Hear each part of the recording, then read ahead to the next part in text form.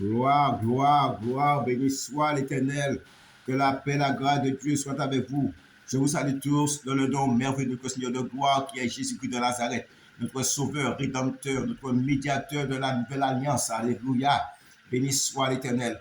Je vous salue tous au nom de Jésus. Que la paix, la grâce de Dieu soit avec vous. Bien-aimés, en cet instant béni, en ce moment de grâce, de bonté, je voudrais vraiment partager avec vous la parole de Dieu. Il s'agit de cette femme adultère qui a été surprise en flagrant délit et qu'on a amenée devant le Seigneur. Donc, nous allons voir quand même la grandeur de notre Dieu, la bonté de notre Dieu, l'amour de Dieu pour nous. Parce que Dieu veut nous sauver, Dieu veut vraiment nous offrir la vie éternelle gratuitement en Jésus-Christ. Et que vraiment nous allons partager cette parole. Nous allons prendre conscience de la bonté, de la miséricorde de Dieu envers nous, nous qui étions errants, nous qui n'avons pas d'espérance, nous qui avons obtenu miséricorde à cause du grand sacrifice de Jésus-Christ de Nazareth. Bien-aimés, nous allons prendre la parole de Dieu dans Jean 8 à partir du verset 3 à 8. Il est dit dans Jean 8 à partir du verset 3, « Alors les scribes et les pharisiens amenaient une femme surprise en adultère et la plaça au milieu du peuple. Ils dirent à Jésus, « Maître, cette femme a été surprise en flagrant délit d'adultère. Moïse de la loi nous a ordonné de lapider de telles femmes. Toi donc, que dis-tu » Il disait cela pour l'éprouver, afin de pouvoir l'accuser. Mais Jésus s'étant baissé, écrivait avec le doigt sur la terre. Comme il continuait à l'interroger, il se releva et leur dit, « Que celui de vous qui est sans péché jette le premier la pierre contre elle. » Et s'étant de nouveau baissé, il écrivait sur la terre. Quand ils eurent entendu cela, accusés par leur conscience, ils se retirèrent l'un à un, depuis le plus âgé jusqu'au dernier. Et Jésus resta seul avec la femme là au milieu. Amen. Gloire à Dieu. Merci Seigneur. Que notre Seigneur soit béni. Bien-aimés, la parole de Dieu, vraiment, c'est une parole pour nous permettre d'aller plus loin. Nous permettre vraiment que nous n'avons pas à pointer les autres du doigt, mais voir notre propre vie et ayant ce désir de changer, de nous accorder avec le Seigneur, de chercher ce Dieu merveilleux qui nous a choisis avant la fondation du monde, avant la fondation du monde, pardonnez-moi, avant la fondation du monde, afin que nous puissions vraiment nous préparer pour cette éternité. Voilà une histoire glorieuse. La Bible nous enseigne que les scribes et les pharisiens amenaient une femme surprise en adultère. Nous n'allons pas, bien aimé, nous attarder sur cela, le fait que l'homme n'est pas venu.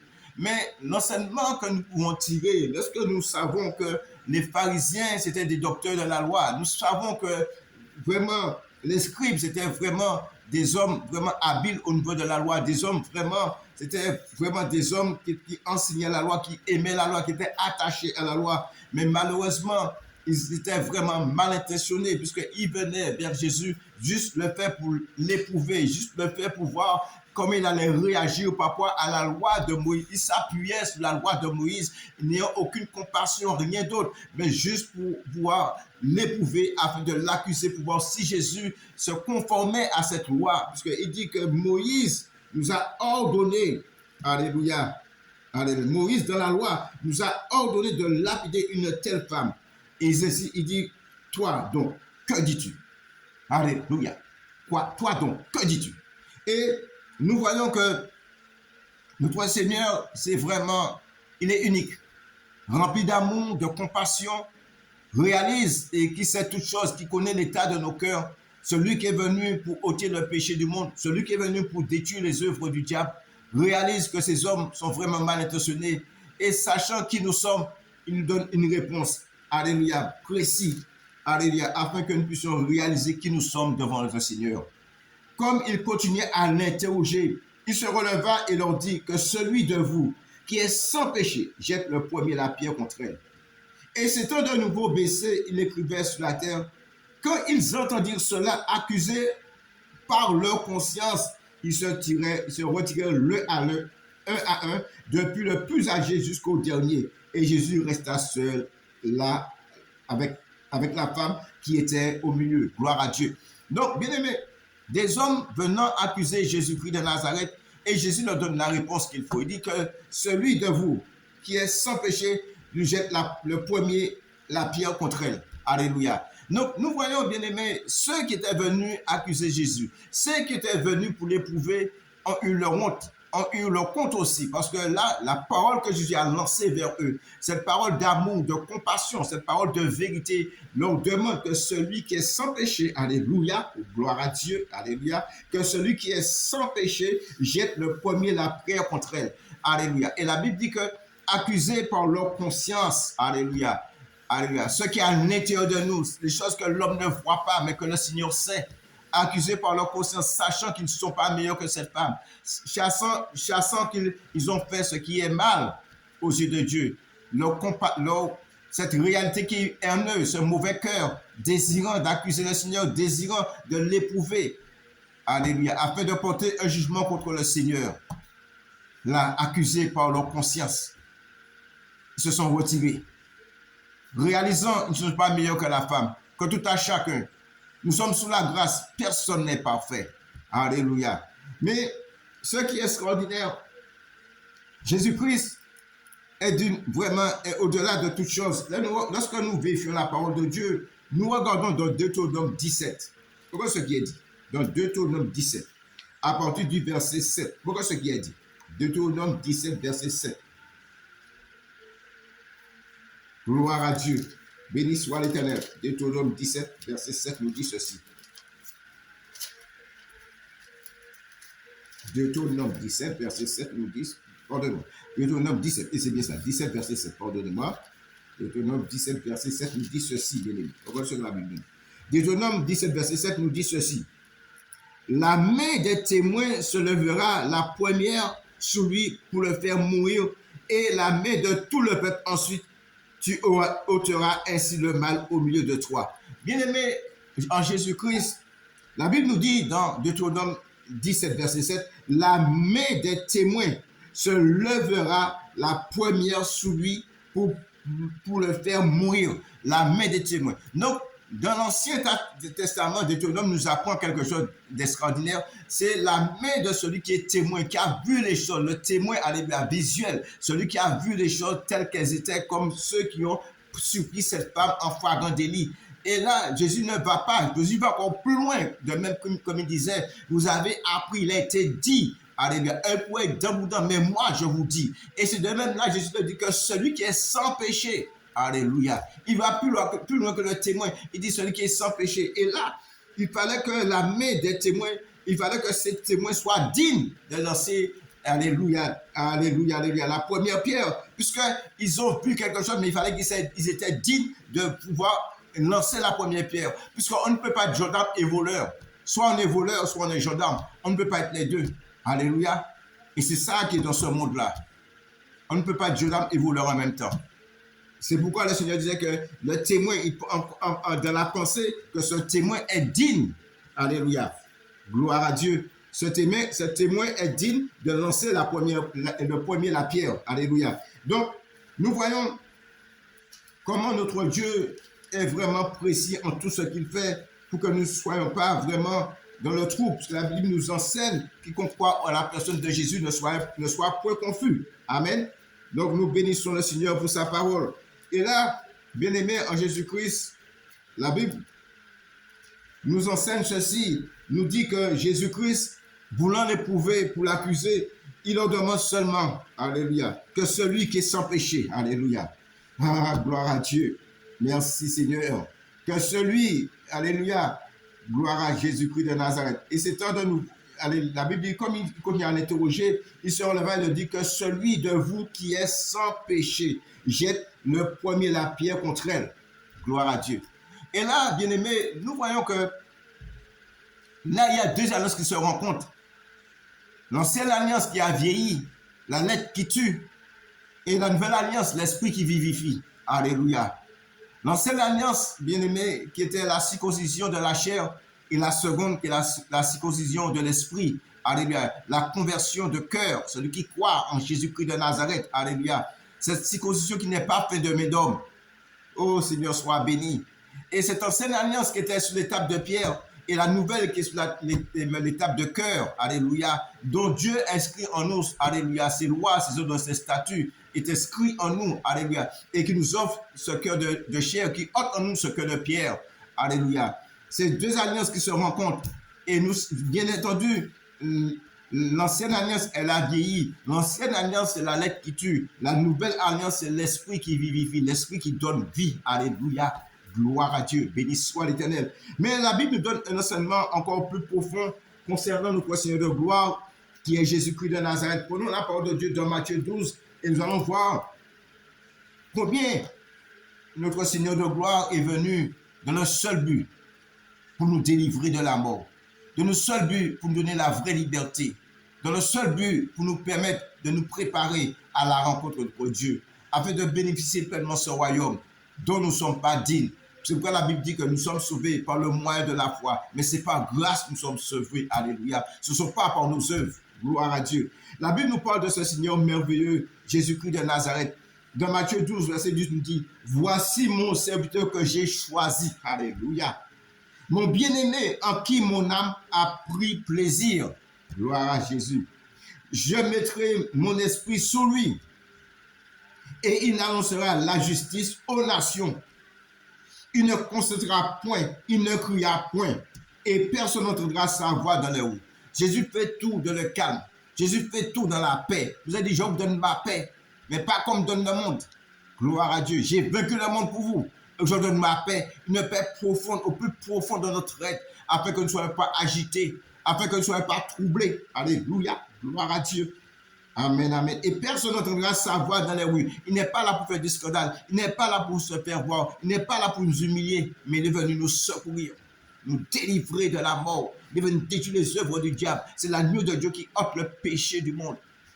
Alléluia. Il s'est offert pour nous à la croix. Gloire à Jésus. Et la Bible dit, pardonnez-moi, dans Matthieu 12, verset 20, il ne brisera point le roseau cassé. Il ne traitera point l'aluminium qui fume. Gloire à Dieu. La Bible dit qu'il ne brisera point le roseau cassé. Ça veut dire que Jésus n'est pas venu pour nous détruire. Jésus est venu pour nous restaurer. Jésus est venu pour nous renouveler. La Bible dit que c'est celui qui fait voir les aveugles, entendre les sourds, marcher les estropiés. Il est venu proclamer une année de grâce. Alléluia. Gloire à Dieu. Il est venu nous restaurer, nous préparer, nous renouveler, nous façonner pour la gloire de Dieu le Père, afin que nous puissions vraiment, alléluia, passer l'éternité avec lui. La Bible dit, il ne brisera point le roseau cassé. Non, il ne va pas le briser, mais il va le restaurer, il va le renouveler. Alléluia. Il ne va pas éteindre, il n'éteindra point l'aluminium qui fume. Non, et en contraire, il va raviver la flamme. Gloire à Dieu. Écoutez bien, jusqu'à ce qu'il ait fait triompher la justice de Dieu. Alléluia. Et c'est pourquoi Christ est notre justice. La Bible nous dit que si notre justice ne surpasse pas celle des scribes et des pharisiens, nous ne pouvons entrer dans le royaume des cieux. Notre justice, c'est Jésus-Christ de Nazareth, celui qui accomplit parfaitement la loi. Alléluia. C'est pourquoi la Bible nous dit, la loi de l'Esprit de Christ nous libère de la loi du péché. Jésus-Christ est venu d'une chair semblable à celle du péché. Il n'est pas venu dans la chair du péché. Parce que David fait la déclaration, je suis né dans l'iniquité, ma mère m'a conçu dans le péché, mais toi, tu veux que la vérité soit au fond du cœur. Alléluia, gloire à Dieu. Nous avons la vérité de notre cœur si nous acceptons Jésus-Christ de Nazareth comme Seigneur et Sauveur. C'est la vérité, le chemin et la vie. Alléluia, gloire à Dieu. Que le Seigneur soit béni, que ce soit glorifié.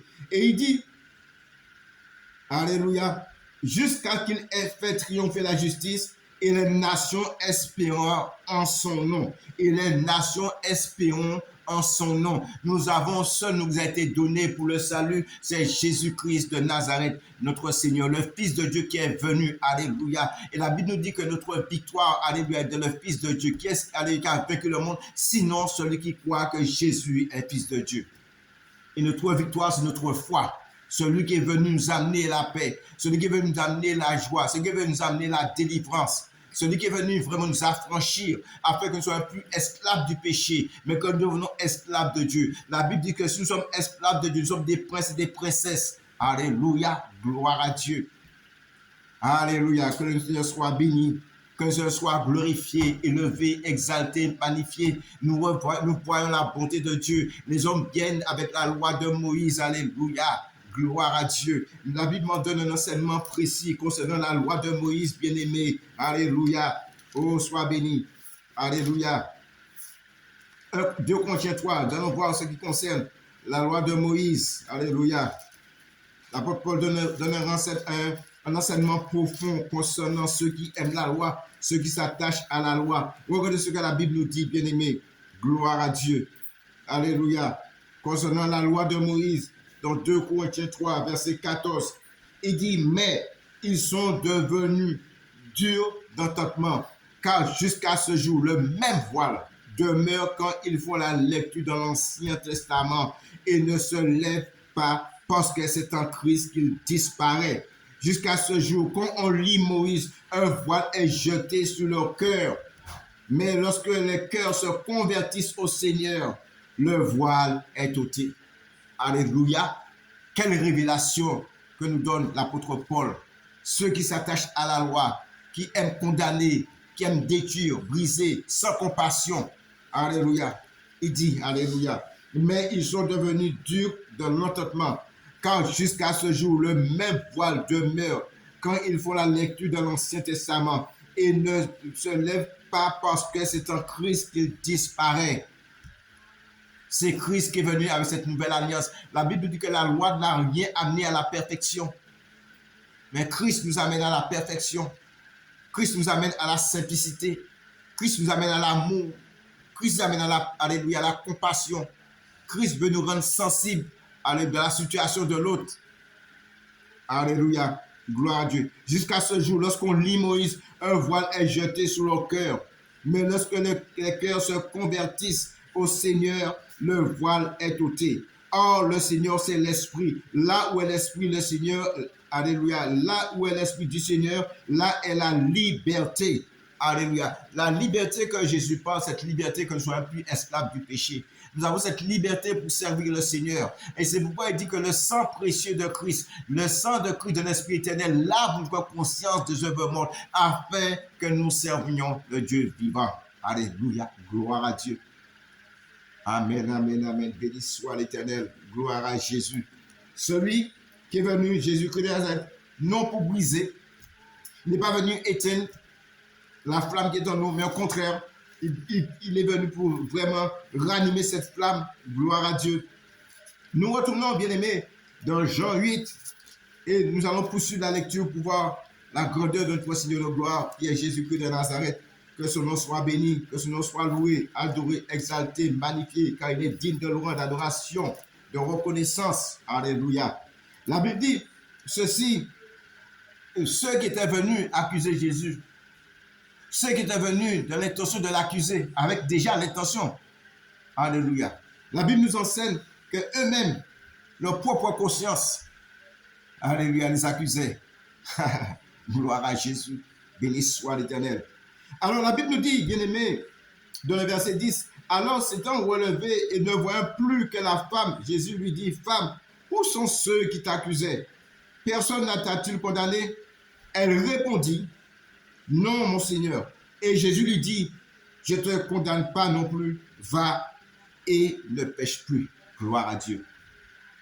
Bien-aimé en Jésus-Christ, la Bible nous dit que Dieu a tant aimé le monde qu'il a offert son Fils unique afin qu'il croit lui ne périsse pas, mais qu'il ait la vie éternelle. Ça, c'est Jean 3,16. Mais le verset 17 nous dit, en effet, Dieu n'a pas envoyé son Fils dans le monde pour juger le monde, mais son Fils, il a envoyé son Fils pour, alléluia, sauver le monde. Jésus est venu pour sauver. Il est venu pour nous délivrer, pour nous guérir.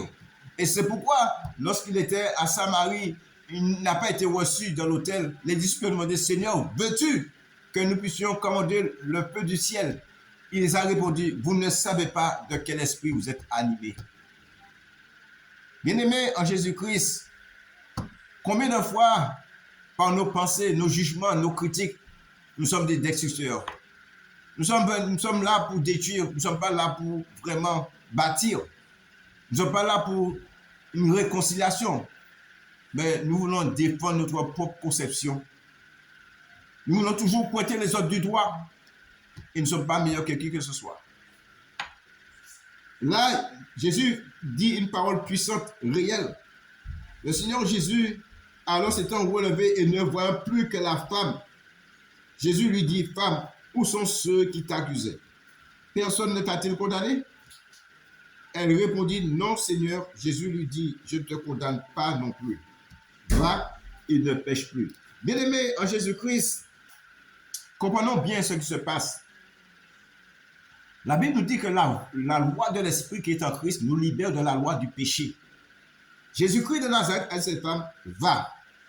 Cette parole, elle est puissante parce que Christ était animé de l'Esprit.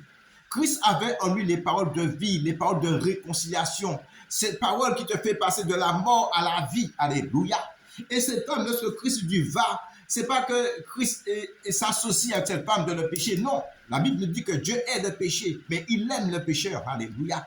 Lorsqu'il dit va, il pousse cette femme à prendre la voie droite, la voie resserrée, la voie étroite, la voie du salut. Et il dit ne pêche plus. Je vous dis, bien-aimés, ce jour-là, lorsque la femme a entendu cette parole sortir de la bouche de Christ, parce que la Bible dit que, alléluia, la bouche parle, la bouche parle d'après l'abondance du cœur. Et Christ, dans son amour de compassion, dans son cœur, cette compassion, cet amour qu'il a pour la créature de Dieu, l'homme, alléluia, que Dieu a formé de ses mains, faisons l'homme à notre image.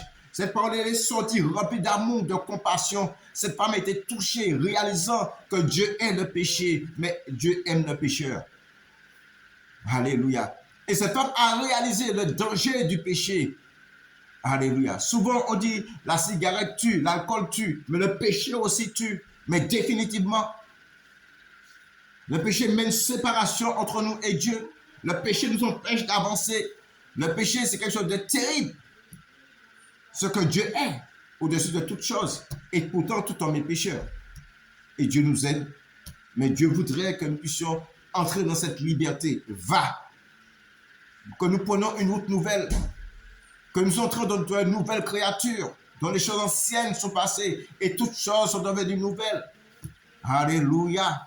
Gloire à Dieu. Béni soit l'Éternel. Va. Va prendre la route étroite.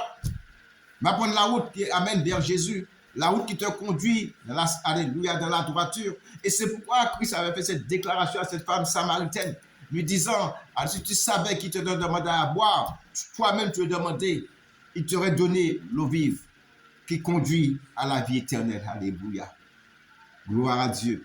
Cette femme a reçu ce jour-là pleinement la grâce de Dieu. Et cette femme a réalisé, de même ceux qui voulaient l'accuser ont été vraiment, alléluia, accusés par leur conscience. Cette femme même aussi a réalisé qui est devant elle.